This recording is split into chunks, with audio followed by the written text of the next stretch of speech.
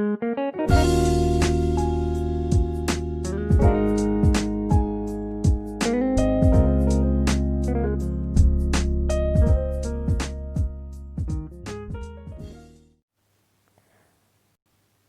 everyone, welcome back to the English class.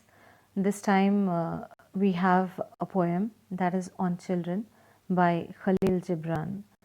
This is a very interesting poem and I'm sure all of you would extremely relate to these lines that are there in the poem, to this poem. So moving on to the next part is about the poet. So Khalil Gibran's time period was from 1883 to 1931. He is a Lebanese American poet. His poems are known as poetic essays. Poetic essays because they did not adhere to the versification, that means the rhyme scheme and things like that. So that is why they were known as poetic essays. Then The Prophet is his best known work. The Prophet is the book from which this particular poem too has been taken up on children. So that is his best known work. The poet in this particular poem that we are going to take up today, he urges parents to introspect. Introspect means to analyze their actions and thoughts. Then it also offers, the poet offers a critique to the usual expectations of the parents. I mean, this is a critical analysis that he provides, or he tells the parents to look within themselves and see and analyze the expectations that they have towards their children, how correct it is and how wrong it is, or how do they rate it. So this is what the poet offers in this particular poem. Okay, background of the poem is also important. It is about Al-Mustafa, who was Prophet Muhammad's another name was Al-Mustafa as well, and he was returning to his native after 12 years. And as it is that prophets are surrounded by people, their disciples, men and women, who always want to listen to them about their insights, about their words of wisdom that they have. So he too was surrounded by men and women, and a woman holding her baby in her arms, she asks the Prophet to speak about children. So that is how on children the poem comes up. Now, because we are speaking about children here, and we already spoke in the beginning the introspection that parents need to do as far as their dealing their children is concerned. So we would like to look into this particular aspect as well, the various parenting styles that are present amongst us. The first one is authoritative, that is those type of parents who maintain a balance between being strict and being warm and helping and compassionate with the kids.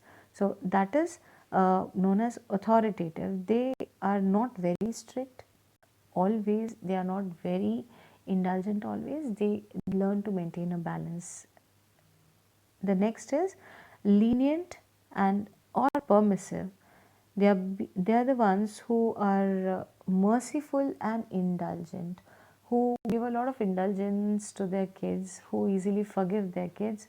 So those parents are known as the ones who are lenient and permissive. The third one is uninvolved or neglectful, where the parents are so engrossed in their own lives, or the hustle bustle of everyday life keeps them so engrossed that they cannot take out a lot of time for their kids, and in that process the kids get neglected, and that is known as uninvolved or neglectful parenting, because the child's desires are not met, because the parents don't have that much of time for the kids. That is one type of parenting. Another one is authoritarian, which is stern, demanding and hostile. Authority Authoritarian is pretty different from its like sounding word authoritative. Authoritarian parenting is where things like obedience and ideas are imposed. The parent is pretty demanding and stern and hostile as well, aggressive as well towards the child. So the child's independent uh, personality development is curbed somewhere because of this aggressive attitude of the parent. So that is one parenting style. Helicopter parenting, as the picture here too shows, that the parents are extremely possessive about their children, that they keep on hovering over their children all the time, trying to keep an eye on each and every action.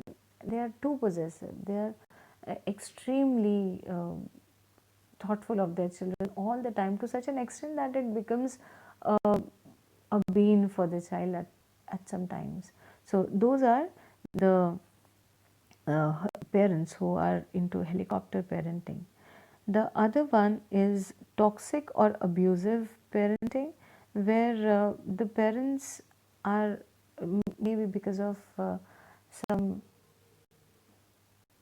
consumption of some toxic products, or because of their nature and the way they're speaking, uh, the way they speak or talk, they are abusive towards their children. They don't think much before uttering any harsh words in front of them. So that is something which puts them in this particular category of toxic or abusive parents, where there's a lot of sarcasm involved. The way they speak to the kids is not a compassionate way of talking, is not sympathetic or empathetic ways of talking. They are pretty sarcastic. They seem to be shaming the kids for every little mistake that they make, and they are antagonistic. That means that they are hostile as well.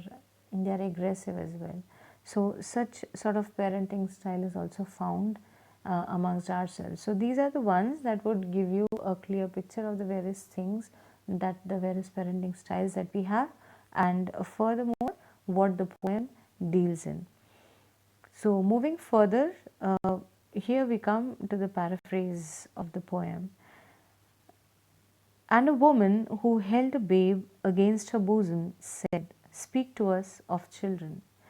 So, as it was told to you in the initial stage, that a woman who's holding a babe against her bosom, she tells us, the Prophet, to speak to them about children. So, she wants to listen to the words of wisdom the Prophet has about children for parents, related to upbringing, how to bring up their children. Your children are not your children.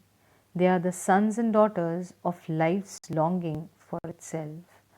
So the Prophet says that your children are not your children. Just as parents, after being parents, we tend to have this possessiveness towards our children. We tend to have this feeling that they belong to us. So the Prophet, the very first thing he says is that your children are not your children, that children are not their parents, and it's not the parents that beget the children, but the life force acting from above that does. This is the explanation of the second line here. They are the sons and daughters of life's longing for itself. Life, here written with in capital, is actually nothing but a supreme power that governs everything, that looks over everything and has control over everything in the world. Okay, so the children coming to this earth are actually the plan of that supreme power who brings them as the sons and daughters, who brings them to this world and has his own way of getting them into the course of action as has been destined for them. Okay, so here they come through you but not from you. Here the poet means that the parents are just a medium, just a source through which the children come to this world, but it is God who actually brings them. They are God's gift to this earth. Okay, so when we say they come through you but not from you, it means that parents should understand that they are just a medium, but they are not the reason behind which the children come. Reason here has a broader perspective, because every individual who comes on this earth has a purpose, has a reason to serve, and that is why they are here. So parents are nothing but a medium to bring the children. They come through you but not from you. You are not the ones actually to bring them. They are God's gift. And though they are with you, they belong not to you. Here he says that though they are with you, your kids are with you, you are supposed to be their caretakers. You are supposed to be the ones who let them be. Okay, but you are not supposed to claim your ownership on the kids. You're not supposed to be possessive about them, because they have a certain goal to achieve. They have their own accomplishments to make. You are, as parents, are just bringing them. All that you can do is act as their caretakers. Give them all the support that they might need, or they can be given. Be with them, but not think that they belong to you. Not try and claim ownership over your kids. You may give them your love, but not your thoughts, for they have their own thoughts. And these are beautiful lines here, where he says that you may give your children, the parents can provide their children all the unconditional love that they can, all the support that they can. They should facilitate for their growth. Okay, and they can do everything possible to bring them up in a possible manner, in terms of love, support, their presence is concerned. But they should never try and give them their thoughts, because every individual who comes onto this earth has his own independent mind and a mindset, a completely different thought process every child has, and which would develop, flourish into a better thing in the future, because that is how he has been sent on this earth. Every child has a definite path that sooner or later the child would pursue, would follow. And that's why all the work, all the job of the parents is to provide them love and support unconditionally, but not impose their thoughts on them, because they are independent individuals who have their own ideas. It just needs to be, it just needs to blossom with the passage of time. So that is all what he says so far. The remaining part of the text would be taken up in the next class. Thank you.